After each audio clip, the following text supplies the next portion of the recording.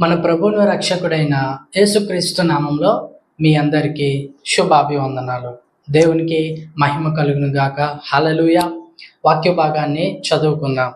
రోమీలకు రాసిన పత్రిక 5వ అధ్యాయము 19వ వచనాన్ని చదువుకుందాం. ఏలయనగా ఒక మనిషిని అవిధేయత వలన అనేకులు పాపులుగా ఎలాగూ చేయబడితిరో, అలాగే ఒకని విధేయత వలన అనేకులు నీతిమంతులుగా చేయబడుదురు. దేవునికి మహిమ కలుగును గాక. హల్లెలూయా.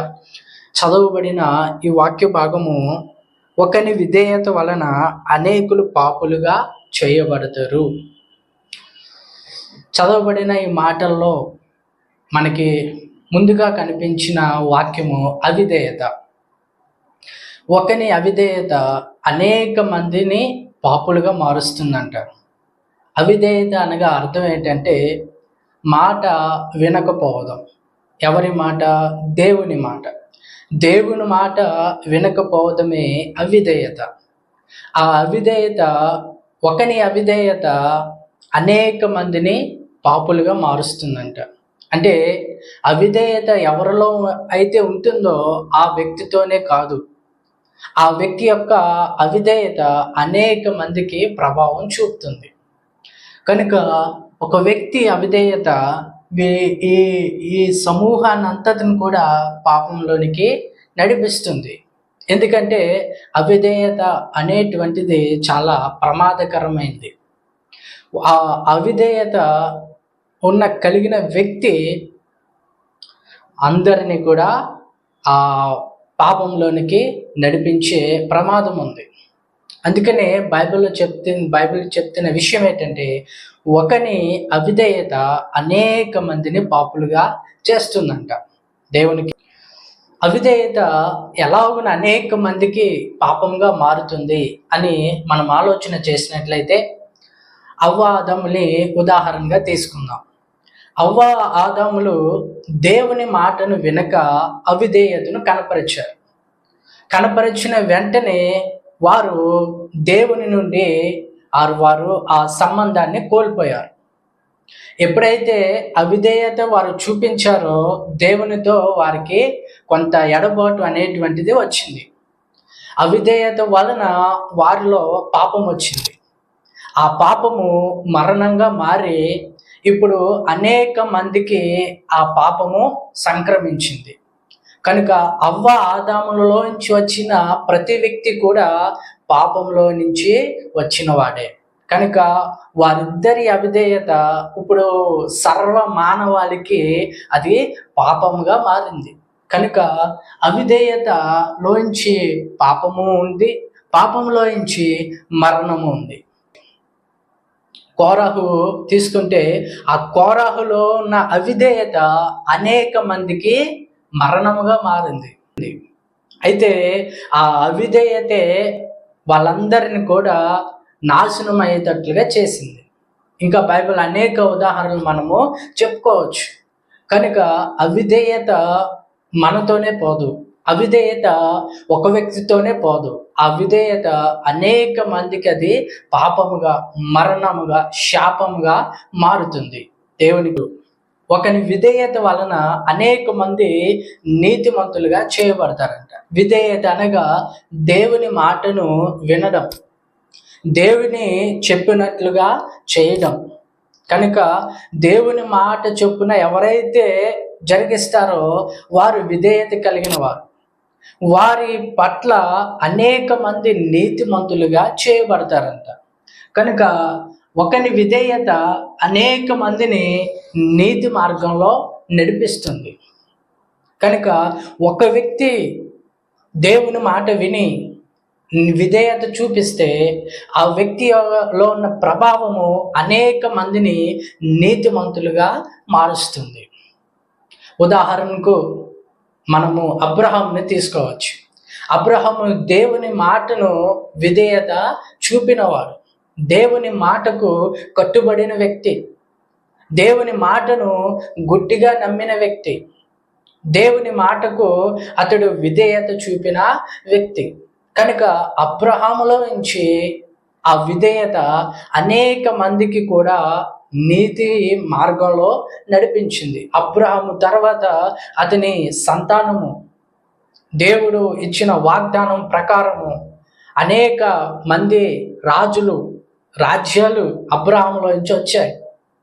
విస్తారమైన జన సమూహము, ఒక దేశము, అనేక మంది ప్రజా సమూహము అబ్రహాములో నుంచి వచ్చారు. కనుక వారందరూ నీతి మార్గంలో నడవడానికి ఒక్క అబ్రహాము కారణమయ్యాడు. కారణం ఏంటి అని ఆలోచన చేసినట్లయితే అబ్రహాములో ఉన్న విధేయత, అంటే దేవుని మాట, అలాగే మన ప్రభు అయిన యేసుక్రీస్తు ఒక్కని విధేయత ఈ రోజున సర్వ మానవాళికి నీతి మార్గాల్లో నడవడానికి అది వీలు పడింది. యేసుక్రీస్తు అనే ఒక్క వ్యక్తి దేవుని మాటను విని ఆయన విధేయత చూపి ఈ లోకంలో రక్షణను తీసుకుని వచ్చాడు. కనుక ఆయన చూపిన విధేయత వలన ఈ రోజున అనేక మంది నీతి మార్గంలో నడుస్తున్నారు. ఎలాగున అబ్రహాము దేవుని మాటను అతడు విధేయత చూపించాడు అని మనం ఆలోచన చేసినట్లయితే ఇదే రోమాపత్రిక 4వ అధ్యాయము 18వ వచనం నుంచి మనము చదువుకున్నట్లయితే, నీ సంతానము ఇలాగున ఉండునని చెప్పిన దానిని బట్టి తాను అనేక జనమునకు తండ్రి అగినట్లు నిరీక్షణకు ఆధారం లేనప్పుడు అతడు నిరీక్షణ కలిగి నమ్మెను.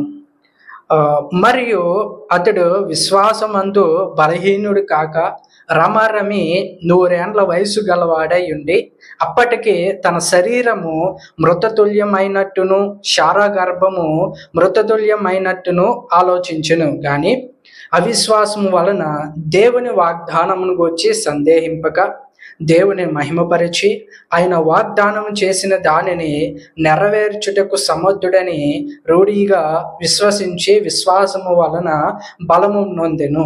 అందుచేత అది అతనికి నీతిగా ఎంచబడెను. దేవునికి మహిమ కలుగును గాక. చదవబడిన ఈ మాటల్లో అబ్రహాం యొక్క క్యారెక్టర్ కనబడుతుంది. ఎలాగున అతడు దేవునికి విధేయత చూపించాడు. ఆ విధేయత అనేక మందికి నీతిగా ఎలాగున మారింది అని మనం ఈ మాటల్లో చదువుకోవచ్చు. మొదటిగా అతడు తాను అనేక జనములకు తండ్రి అగునట్లు నిరీక్షణకు ఆధారం లేనప్పుడు అతడు నిరీక్షణ కలిగి నమ్మెను. మొదటిగా అబ్రహాము దేవుని మాట విధేయత చూపించాడు అని మనము రుజువు చేయడానికి మొదటిది నిరీక్షణకు ఆధారం లేనప్పుడు అతడు దేవుణ్ణి నమ్మాడు. కనుక మనము విధేయత కలిగి ఆ విధేయత అనేక మందికి నీతి మార్గాన్ని చూపించాలనేటువంటిది దేవుని సంకల్పం. ఇక్కడ అబ్రహామే కాదు, దేవుని రక్తం చేత కడగబడిన ప్రతి వ్యక్తి కూడా విధేయత చూపించి ఆ విధేయతను బట్టి అనేక మందిని నీతి మార్గం వైపు నడిపించాలి అని అనేటువంటిది మన పట్ల దేవుని యొక్క ఉద్దేశము, సంకల్పము, ప్రణాళిక. కనుక అబ్రహాము ఎలా అయితే దేవుని మాటను విధేయత చూపించాడో మనము కూడా దేవుని మాటను విధేయతను మనము చూపించాలి. అబ్రహాము ఎలాగూ నడిచాడు అని మనం ఆలోచన చేసినట్లయితే మొదట అతడు నిరీక్షణకు ఆధారం లేనప్పుడు దేవుని మాటను నమ్మాడు. కనుక నిరీక్షణకు ఆధారం లేనప్పుడు అంటే అతడు చుట్టూ ఏమీ లేదు, శూన్యంలో దేవుని మాటను నమ్మాడు. కానీ మన చుట్టూ అనేక పరిస్థితులు ఉన్నా మనం సరిగా దేవుని మాటను నమ్మలేము. కనుక అబ్రహాం అంట నిరీక్షణకు ఆధారం లేనప్పుడు, అసలు ఏ ఆధారం లేనప్పుడు దేవుని మాటను నమ్మడం చాలా గొప్ప విషయం. అబ్రహాము ఇలాగున దేవుని మాటకు విధేయతను చూపించాడు. అతడంట విశ్వాసమందు బలహీనుడు కాలేదు. రెండవదిగా విశ్వాసమందు బలహీనుడు కాలేదు. అబ్రహాములో ఉన్న గొప్ప వ్యక్తిత్వం ఏంటంటే విశ్వాసంలో ఎప్పుడు కూడా బలహీనుడు కాలేదు. చుట్టూ పరిస్థితులు వేరుగా కనబడుతున్నా, దేవుని వాగ్దానము ఆలస్యం అవుతూ ఉన్నా, అనేక మంది తాను నిందించినా, అనేక మంది తాను విడిచి వెళ్ళిపోయినా, అనేక శ్రమలు అబ్రహాముని చుట్టిన, కరువు, వస్త్రహీనత, ఇంకా అనేక పరిస్థితులు తన చుట్టూ అల్లుకొని ఉన్న ఎప్పుడు కూడా అబ్రహాము విశ్వాసంలో బలహీనుడు కాలేదు. మొదటి నుండి కూడా ఎప్పుడైతే దేవుని మాటను విన్న మాటను నమ్మాడో అప్పటి నుండి అతడు బలమైన విశ్వాసాన్ని కనపరిచాడు. అంటే పరిస్థితులు ఎలాగున మారుతూ ఉన్నా అతని విశ్వాసంలో మార్పు లేదు. ఒక బలమైన దృఢమైన విశ్వాసాన్ని అతడు కలిగి ఉన్నాడు. కనుక మనం కూడా పరిస్థితులు మారుతూ ఉంటాయి, పరిస్థితులు మనల్ని భయపెడుతూ ఉంటాయి. అనేక శ్రమలు, నిందలు, అవమానాలు, వీటన్నిటి మధ్య మన యొక్క విశ్వాసము బలహీనం చెందుతుంది. వాగ్దానం చేసిన దేవుడు విడిచిపెట్టాడా? మనం నమ్మిన మార్గం సరైనదేనా? మనం వెళుతున్న ఈ మార్గంలో మనము మేలును పొందగలుగుతామా అని అనేకమైన అనుమానాలు, అనేకమైన ప్రశ్నలు మనలోంచి మొదలవుతూ ఉంటాయి. అవి మన విశ్వాసాన్ని బలహీనపరుస్తూ ఉంటాయి. కనుక అబ్రహాము చుట్టూ పరిస్థితులు మారుతూ ఉన్నా కానీ అతని యొక్క విశ్వాసంలో ఏ మార్పు కూడా కనబడట్లేదు. కారణం ఏంటంటే అతడు విశ్వాసమందు బలహీనుడు కాడు. కనుక మనము దేవుని మాటను విధేయత చూపడానికి రెండవ మెట్టు ఏంటంటే బలహీనము అయిన విశ్వాసము లేదు. విశ్వాసం ఉంది, అతడు బలహీనుడు కాదు. అబ్రహాములో కనబడుతున్న మూడో విషయం ఏంటంటే వాగ్దానం గురించి సందేహించలేదు. అంటే దేవుడు వాగ్దానం చేశాడు అబ్రహాముని ఏమని, కనుక అతని సంతానము ఆకాశ నక్షత్రాల కంటే ఎక్కువగా దేవుడు చేస్తాడని అబ్రహాముకు దేవుడు వాగ్దానం చేశాడు. అయితే ఆ వాగ్దానం గురించి సందేహించలేదంట, నో డౌట్స్. కనుక కారణం ఏంటంటే అతని పరిస్థితి 100 ఏండ్ల వయసు గలవాడై ఉండి తన శరీరము మృతతుల్యమైనట్టును శార గర్భము మృతతుల్యమైనట్టును ఆలోచించును. అంటే అబ్రహాముకి తెలుసు తన శరీరము అప్పటికే 100 ఏండ్ల వయసు కలిగిన వ్యక్తి, ఇంకా తనలోంచి సంతానం రావడం అనేటువంటిది అసాధ్యం, శారా గర్భంలోంచి పిల్లలు పుట్టడం అనేటువంటిది అసాధ్యం అని అబ్రహాంకి తెలిసి కూడా దేవుడు మాట ఇచ్చాడు కదా, దేవుడు మాట తప్పని వాడు కదా అని దేవుని మాటను గురించి అతనిలో ఏ సందేహము లేదు. దేవుడు ఏదైనా చేయగలడు, లేనిది ఉన్నట్లుగా చేయగలడు, ఉన్నది లేనట్లుగా చేయగలడు, ఆయన ఏదైనా చేయగలడు అని అబ్రహాము ఒక గొప్ప నమ్మకం అబ్రహాముది. అందుకనే అతడు దేవుని వాగ్దానం గురించి సందేహించలేదు. కానీ మనకి అనేక సందేహాలు వస్తాయి. దేవుడు ఇచ్చిన వాగ్దానాన్ని బట్టి మనకు అనేక అనుమానాలు వస్తాయి. దేవుడు చేయగలడా? దేవుడు ఇవ్వగలడా? దేవుడు మన స్థితిని మార్చగలడా? దేవుడు ఈ కార్యాన్ని చేయగలడా అని అనేక అనుమానాలు మనల్ని వెంటాడుతూ ఉంటాయి. ఈ అనుమానాలే మన అవిశ్వాసానికి కారణం. కనుక ఎప్పుడు కూడా దేవుని మాటను గురించి, దేవుని యొక్క వాగ్దానాల గురించి, దేవుని యొక్క వాక్యం గురించి మనకి ఎటువంటి అనుమానాలు, సందేహాలు ఉండకూడదు. ఒక క్లారిటీ అనేటువంటిది మనలో కలిగి ఉండాలి. దేవుని పట్ల, దేవుని మాట పట్ల ఒక ఖచ్చితమైన క్లారిటీ, ఒక స్పష్టత మనము కలిగి ఉండాలి. అబ్రహాము నీతిమంతుడిగా మారడానికి 4వ కారణం ఏంటంటే దేవుడు సమర్థుడని రూఢిగా విశ్వసించాడంట. అంటే దేవుని యొక్క శక్తి అబ్రహాముకి తెలుసు. ఇక్కడ రాయబడిన వాక్యం ఏంటంటే ఆయన వాగ్దానం చేసిన దానిని నెరవేర్చుటకు సమర్థుడు అని రూఢిగా విశ్వసించాడు. కనుక దేవుని శక్తి పట్ల అబ్రహాముకి చాలా నమ్మకం. ఏంటంటే ఆయన ఏదైనా చేయగలడు, నెరవేర్చుటకు సమర్థుడు. కనుక మనలో ఏదైనా అనుమానాలు ఉన్నాయి అని అంటే, అనగా దేవుడి కార్యం చేయగలడా, దేవుడు నా స్థితి మార్చగలడా, దేవుడు నా ప్రార్థన వింటున్నాడా, దేవుడి కార్యాన్ని ముగించగలడా అని అనేక అనుమానాలు మనలో వస్తున్నాయి అని అంటే అది కేవలం మన యొక్క అవిధేయత, అవిశ్వాసమే కాదు, దేవుని శక్తిని తక్కువ చేసి మాట్లాడినట్లు. అబ్రహాము అది చేయట్లేదు. ఆయన చేసిన వాగ్దానం చేసిన దానిని నెరవేర్చుటకు సమర్థుడు అని విశ్వసించాడు. అంటే మన అవివేకపు మాటలు, మన అవిశ్వాసపు మాటలు దేవుణ్ణి అసమర్థుడిగా చేసేస్తున్నాయి.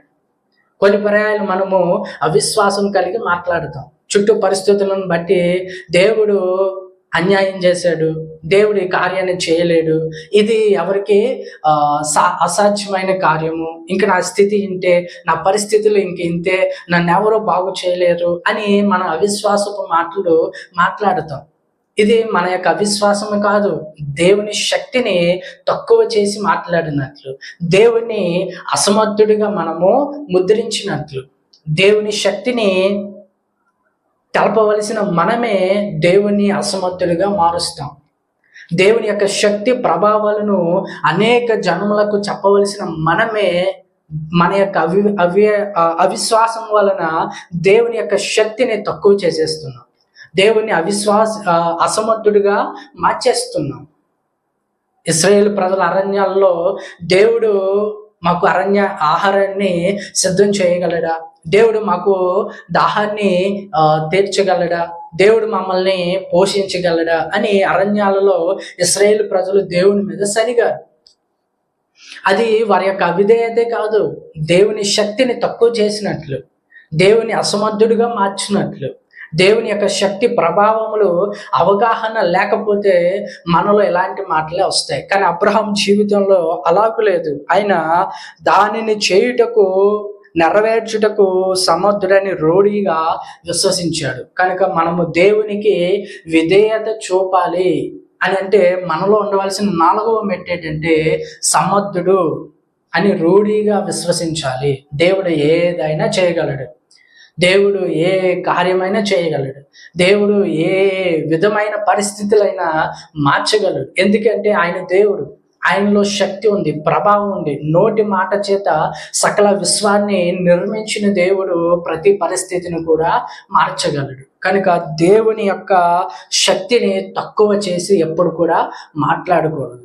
కనుక ఈ 4 విషయాల పట్ల అబ్రహాము నీతిమంతుడిగా ఎంచబడ్డాడు. కనుక ఈ నీతి అనేక మందికి ఒక గొప్ప ఆశీర్వాదకరంగా మార్చబడింది. ఇలాగున అవిధేయత చూపినట్లయితే ఆ అవిధేయత అనేక మందికి శాపంగాను పాపంగాను మారుతుంది. మన పట్ల అనేక మంది సఫర్ అవుతారు.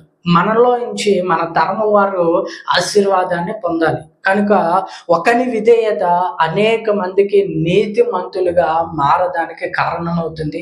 ఒకని అవిధేయత అనేక మందిని పాపులుగా చేయడానికి కారణమవుతుంది. ఏదైనా ఒక వ్యక్తి ద్వారానే